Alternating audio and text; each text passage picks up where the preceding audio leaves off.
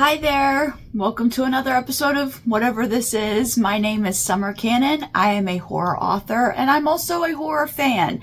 And on this channel, we talk about the good things that the genre is offering up. I'm not always someone who's reading the new hot book that's out. I usually tend to wait. Like if something's getting a lot of heat and a lot of media behind it, if everybody's talking about this one book, I'm usually the person that's waiting a couple years before I read it. But I only talk about the things I like. I'm never going to talk about the things that didn't work for me. So when I recommend something, it's because I really, really loved it. So with that in mind, I want to talk about the two books that I read in the month of April. This is coming kind of late this month because I just forgot that the months changed over, which is really stupid because May 1st is a significant date on my calendar. It happened, I acknowledged it, and went on with my life. I just completely forgot. My brain is just a bunch of noodles at this point. I'm very sorry. But I've got some good stuff to talk about. So I read, speaking of I'm not the person to read something when it's getting a lot of hype, I usually wait. I read the book The Fisherman by John Langan. This book is exquisite. It is so far the best thing I've read this year. It is a cosmic horror novel, and it is such a throwback. This book shows such reverence to the old cosmic horror masters. And it's, you know, those old stories where they've got the bookend story and then the main cosmic horror story in the middle. For instance, there's usually travelers and they happen upon a journal and they read the journal, and the journal is the meat of our story, but the story of the travelers is the bookend. Those usually get on my nerves. And I will admit the bookend story in this book did start to wear me down a little bit until it didn't. There's a great payoff with the bookend story. And I did love the playing with the Fisherman title. The bookend story definitely had me thinking this is the Fisherman. The story opens and it's from the point of view of a widower who is just trying to get through. He's very much in mourning. He's struggling. And his salvation comes in the form of fishing and going all around. I think they're in the Hudson River Valley in New York, going all around to the various reservoirs and rivers and doing fishing there. It saves him. And it's something that he passes on to a friend of his. And in the course of trying to find new places to fish, they happen upon this place called Dutchman's Creek. And they happen to ask a guy who owns a diner about Dutchman's Creek, and they get real weird and cagey about it. They don't want to talk about it. And they eventually get the guy to crack and tell them the story. The story about why Dutchman's Creek is a place the locals will not go, is the meat of the story. And it's a fantastic story. It's got the monsters. It's got the weird acolytes. Not as many as you think. There isn't so much a cult behind it as people with esoteric knowledge. And this 5 out of 5 easy. The Fisherman by John Langan. Fantastic book. The second book that I read has actually been in my TBR for a long time.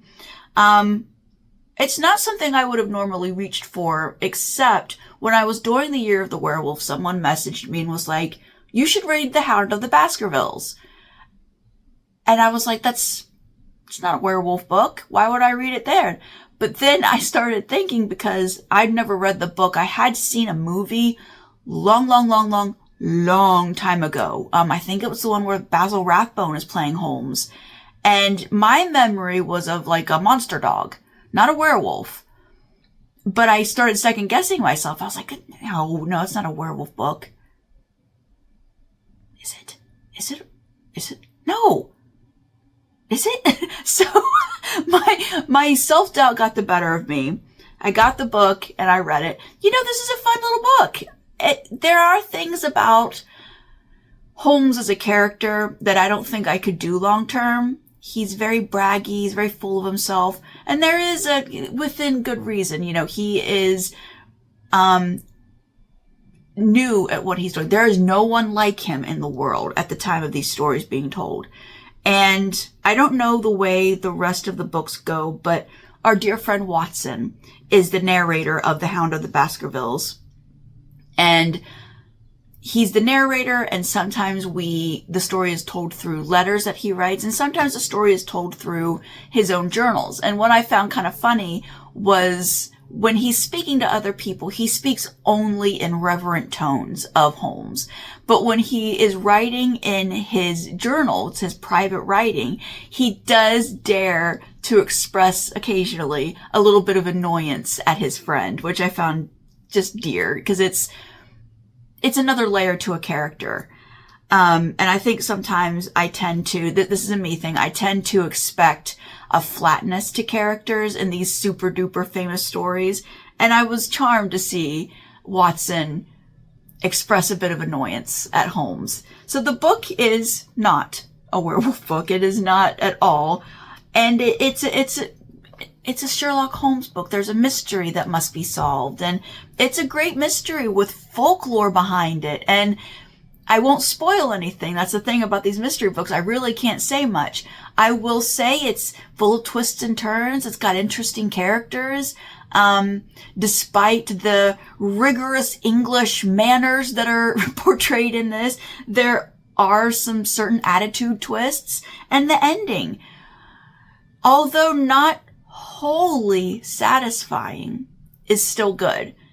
I enjoyed this book. I had to know, wait a minute.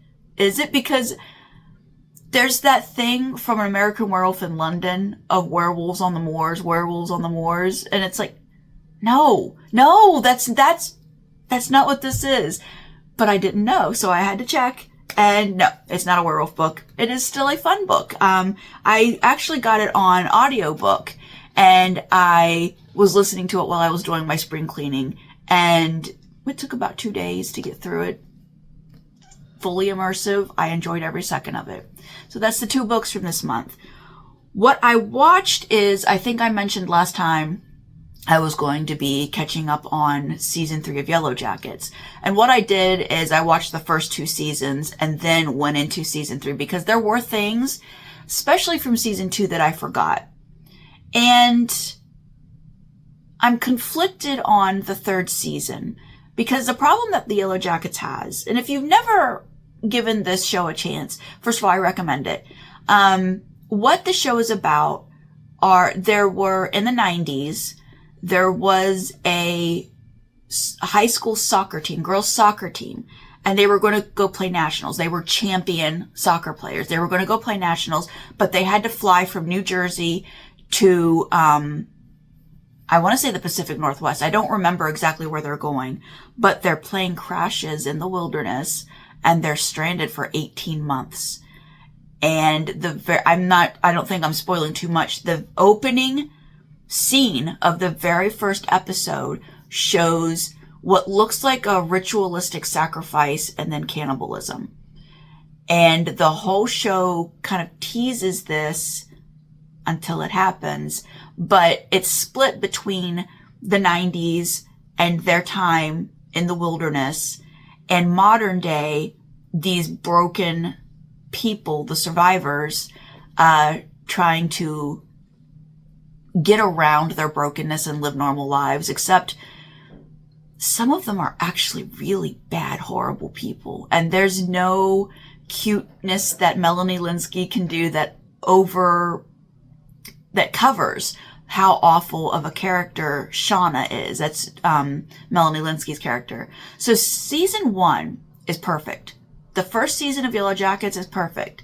The second season, for me, I feel like it gets kind of lost in the sauce. A lot happens, but the pacing struggles. Like, it's sort of bogged down by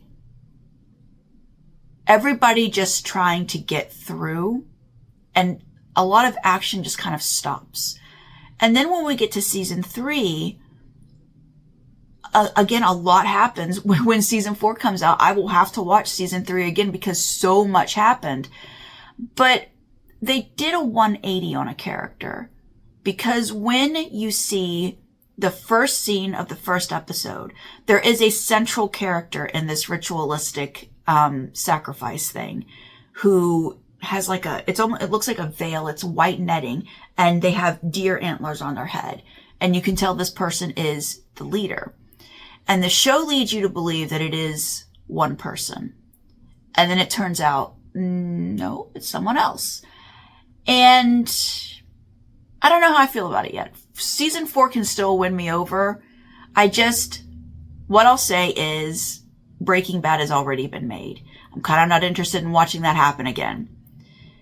There is one other thing. I think the casting of the modern day characters versus their 90s teenage counterparts, for the most part, is really, really good. Like, Juliette Lewis is in this, and she, when she's in it, she's very broken. She's very hurt. Everything about her is hurt.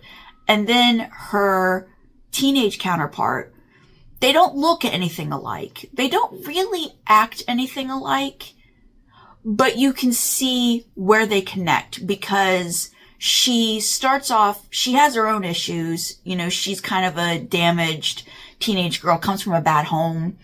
But when the cards are down, she is a strong person, and she's a natural leader, and she's someone you want on your side. And she's still that as an adult, but the weight of all the things that have happened to her have taken their effect.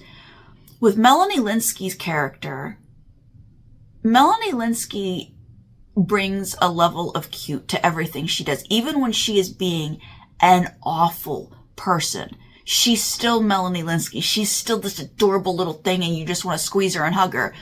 The actress that they got to play her teenage counterpart, through no fault of her own, is lacking something that Lynskey has. And it became much more obvious here in the 3rd season that it wasn't the fit that I thought it was, or didn't see in the previous 2 seasons. And again, season 4 can still win me over on all of this. It's not that this actress is bad. She's actually wonderful, but she's playing a different character. She's playing a different person. And again, we'll have to see. The show's still good.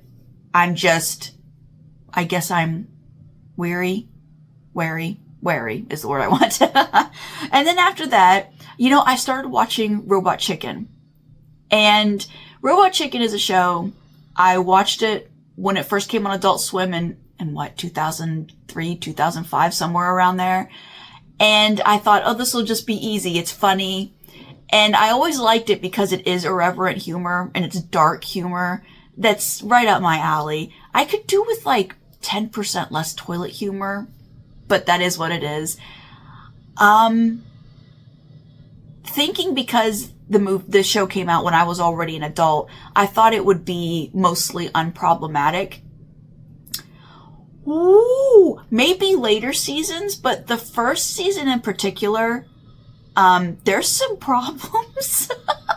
There's some problems in that. There was one scene in particular in the first season, where I actually went, oh! And my husband laughed at me. He was like, that's a big reaction, but what they did was really bad. Now, the show is still funny. Every episode, 100% of the time, I do a laugh out loud moment. It is still funny. It is still wonderful. But we were still in the dark ages, in the early 2000s. We were still doing and saying things that are very much not accepted now, with good reason. It's okay to have your eyes open, but woo! But it's still funny. It's on HBO Max. If you have the Max app, it's on there, and I've been watching it every night before bed and just having a great time. And that's it. That's all for April. I don't know how much May is going to bring. I don't know if you guys know this yet, But I will hopefully be releasing this on Wednesday, May 7th. On Friday, May 9th, you should keep an eye out for a new podcast that's coming out. See, I was previously one of the co-hosts on a podcast called the Ghostwriters Podcast. And the podcast started as one thing and ended as another. When we ended, what we were doing was we were watching bad horror movies on Tubi and critiquing them as storytellers, because my other co-hosts are Matt Wildasin and Mary SanGiovanni, two other horror writers. And as writers and storytellers, we were talking about what was wrong with these movies and how they could be fixed. And we quit because we felt we had better uses of our time. And honestly, we were kind of worn out from the bad horror movies. It was a lot. But the thing is we kept doing it. We kept watching Tubi movies, and we have a group chat, and getting into the group chat and being like, you guys, you gotta watch this movie. The thing is we all do love the bad horror movies. It's just doing it every week and critiquing it was a bit much. So we brought it back. And it's called the Ghost Host Movie Night. The first episode, season 1, we're not doing seasons, but episode 1 will be this Friday. And we did a Tubi movie, and we had a lot of fun talking about it. It felt kind of like stretching old muscles doing this again. And it was just a lot of fun. We needed something to laugh about in life. We needed more to laugh about in life. So we're doing this again. If you're at all interested, you can find the Ghost Host Movie Night stuff on social media. You can also just follow any of the three of us, and we'll repost that kind of stuff. And other than that, that's all I got to say today. So I will see you next month. Hopefully I will remember when June 1st happens. If not, I don't know what to tell you. Like I said, the brain's all noodles. So bye.